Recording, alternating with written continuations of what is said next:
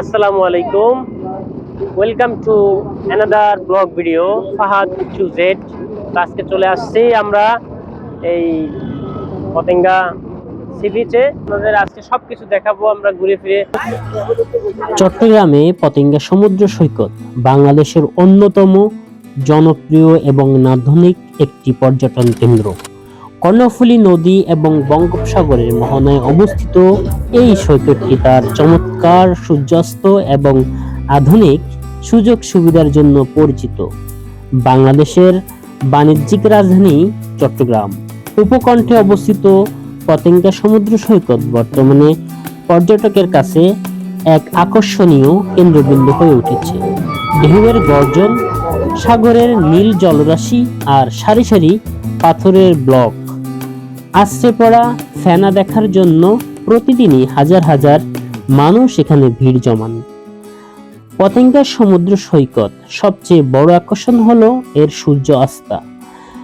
গোধূলির আলোয় যখন আকাশ লালচে আভা ধারণ করে তখন সাগরের দৃষ্টি হয়ে ওঠে মোহনায়।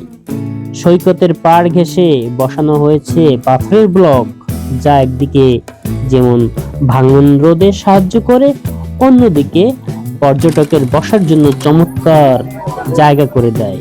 বর্তমানে পতেঙ্গা সমুদ্র সৈকত আগের চেয়ে বেশ সুসজ্জিত।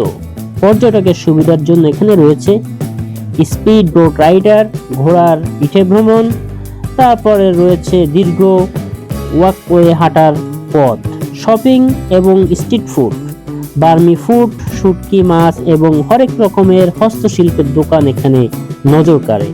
এছাড়াও স্ট্রিট ফুড হিসাবে কাঁকড়া ভাজা, পেঁয়াজু আর চটপটি পর্যটকের অত্যন্ত প্রিয়। যাতায়াতের ব্যবস্থা: চট্টগ্রাম শহর থেকে পতেঙ্গা সমুদ্র সৈকতের দূরত্ব প্রায় 14 কিলোমিটার। বর্তমানে